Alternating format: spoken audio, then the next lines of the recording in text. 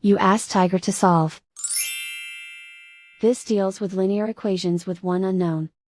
The final result is b equals -8. Let's solve it step by step. Simplify the expression. Expand the parentheses. Multiply the coefficients. Simplify the arithmetic. Swap sides.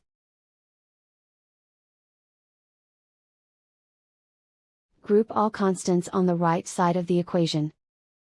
Subtract 42 from both sides. Simplify the arithmetic.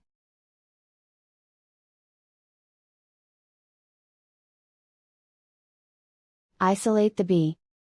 Divide both sides by 48. Simplify the fraction. Find the greatest common factor of the numerator and denominator. Factor out and cancel the greatest common factor. And so the final result is b equals -8.